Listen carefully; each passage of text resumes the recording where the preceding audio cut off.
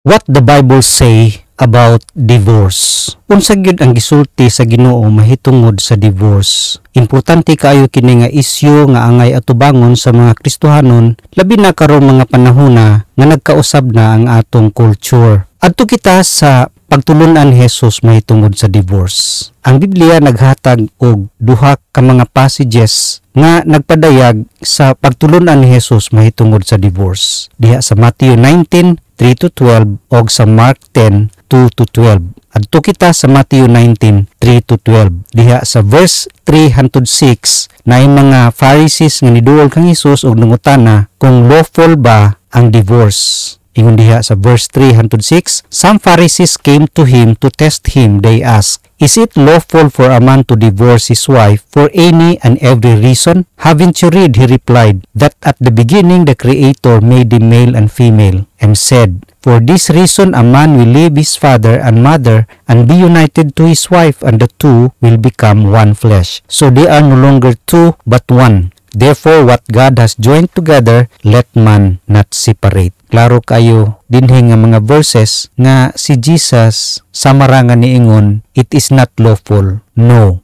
dili gyud lawful ang divorce. Tungod kay ingon siya, ang marriage, ang Ginoo nag-design ani. Ang Ginoo nag-join, naghiusa kanila. Therefore, wala gyud tao nga naay katungod nga muguba niini nga panaghiusa. The union is meant to be for life till death do us part. It is a lifetime commitment nga didto pud ni gibase sa Genesis 2:24. Apan ang mga Pariseo niingon nga gialaw man lagi ni Moses ang divorce. Diya sa verse 7 atong basahon, why then, they ask, did Moses command that a man give his wife a certificate of divorce and send her away? Kini nga pulong sa mga Pharisees didto nila gikuha sa Deuteronomy 24:1 ug 2 ug mao kini ang balaod sa divorce sa Old Testament. Ingon diha, if a man marries a woman who becomes displeasing to him because he finds something indecent about her, and he writes her a certificate of divorce, gives it to her, and sends her from his house, and if after she leaves his house she becomes the wife of another man. Apan ang tubag ni Jesus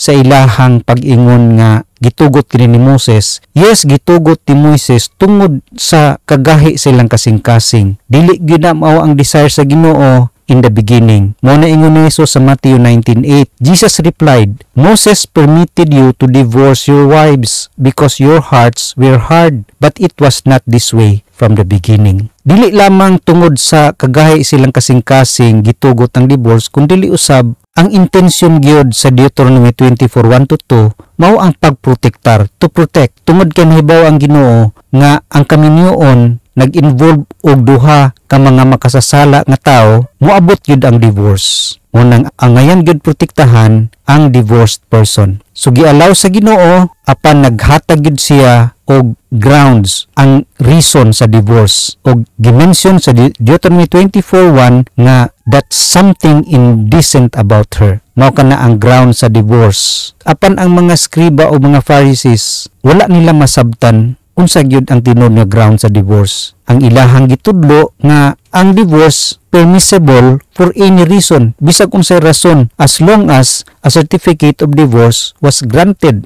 Bisag unsa nga rason, sama aning abuse, nag-abuso ang bana, pwede na ground sa divorce. Pwede pod ang bana makakitag mas batan-on nga babae, pwede po na ground sa divorce. Pwede pod nga kung ang asawa di kay ba muluto, mao pod na usab ang ground sa divorce nila kaniadto. Munang si Jesus diya sa verse 9, iyag yung gihatag ang iyahang view sa pag-reinforce nga ang divorce gyud is unlawful. Gi-clarify ni Jesus o gi-explain gyud niya ang kalambigitan sa gisulti sa Deuteronomy 24:1 ug 2 diha sa verse 9. Ingon diha sa verse 9 sa Matthew 19, I tell you that anyone who divorces his wife except for marital unfaithfulness and marries another woman commits adultery. So kini nga verse nag-clarify sa katong Deuteronomy 24 katong reason sa divorce nga the something indecent. Tungod kay ang Deuteronomy 24:1 ug 2 dili kayo klaro didto unsa ning something indecent. Kini di ay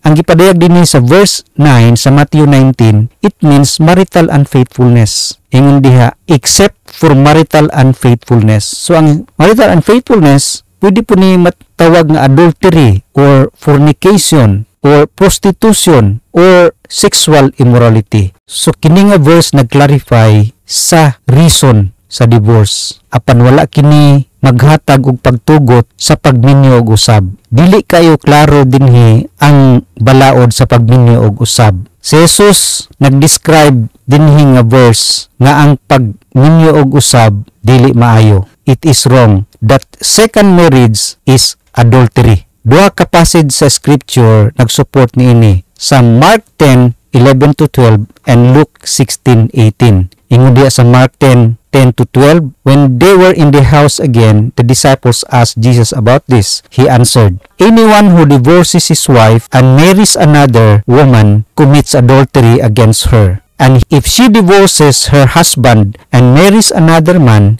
she commits adultery. So dinhi makita nimo nga wala na gi-mention kadtong except for marital unfaithfulness. Mauusab sa Luke 16:18 ingon diha, anyone who divorces his wife and marries another woman commits adultery, and the man who marries a divorced woman commits adultery. Wala gyapon gi-mention ang giingon sa Mateo nga except for marital unfaithfulness. That is why ang mga naminaw kang Hesus niya nang higayuna dili gid makadawat ana nga pagtulunan. Munang ingon diha sa Matthew 19:10-12, the disciples said to him, if this is the situation between a husband and wife, it is better not to marry. Jesus replied, not everyone can accept this word, but only those to whom it has been given. For some are eunuch because they were born that way. Others were made that way by men, and others have renounced marriage because of the kingdom of heaven. The one who can accept this should accept it. So dinhi makita nimo nga ang summary sa pagtulon-an ni Jesus about divorce mao kini. There should be no divorce. And if a divorce does occur, no remarriage. Wala gyud nag-awhag si Jesus og divorce. Kung mahitabo man ang divorce, wala gyud pagminyo og usab. Og kini nga pagtulunan gisuportahan ni Apostle Paul diha sa Romans 7:2-3 nga si Paul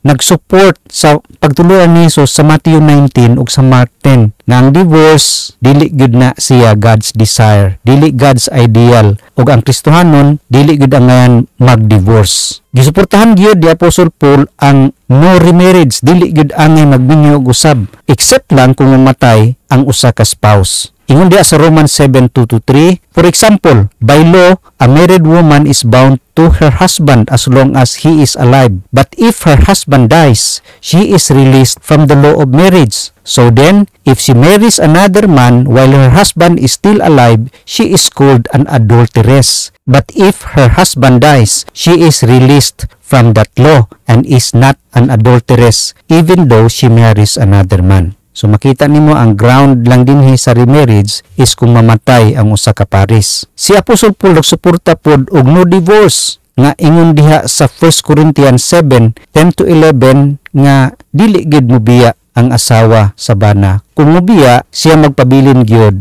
nga single. Kung dili, makig-reconcile siya. Ingon diha sa 1 Corinthians 7:10-11, to the married I give this command, not I but the Lord. A wife must not separate from her husband, but if she does, she must remain unmarried, or else be reconciled to her husband, and a husband must not divorce his wife. So ang second marriage dili gyud opsyon. Kung dili, makig-reconcile gyud. Kung dili mag-reconcile, magpabilin nga single. God hates divorce. Ang Ginoo nasilag gyud sa divorce. Malakay 2:16, I hate divorce, says the Lord God of Israel, and I hate man's covering himself with violence as well as with his garment, says the Lord Almighty. So guard yourself in your spirit and do not break faith. Nasilag yun ang Ginoo sa divorce. He hates divorce because ang divorce is a symbol of broken relationship between God and His people. Mao kini ang simbolo sa pagkaguba ang relasyon na ang katawhan sa Ginoo nakakumit og spiritual adultery tungod kay sila nahigugma og laing Ginoo. God hates divorce tungod kay ang marriage gidesign sa Ginoo. Kung ang iyang gidesign maguba, mao nang siya gyud masilag. Ang Ginoo pod masilag sa divorce tungod kay ang marriage is not a contract, it is a covenant. Ang divorce nag-destroy siya sa whole concept of covenant nga importante gud kay sa Ginoo. Ang marriage mao kana ang picture sa covenant sa Ginoo ngadto sa iyahang katawhan. Kanang covenant wala gyud makaguba niya na. Kung ikaw mo divorce sa imong asawa nga ikaw nakighimog covenant, nahimo kataw-anan ang Ginoo nga nag-create anang concept of covenant relationship. Ang church mao ang bride ni Christ, married to him through a covenant that he established. Mao nang masila gid ang Ginoo kung kini maguba. Sa kinatibuk-an, ang Biblia klaro kaayo nga ang Ginoo gyud nasilag sa divorce. He hates divorce. Ang kinahanglan reconciliation and forgiveness. Kay mao kana ang marka sa usa ka magtutuo. Ang divorce dili lamang simple nga duha ka tawo nag-decide nga magbulag, kundi duha ka tawo nag-decide nga ilahang undangon ang butang nga ang Ginoo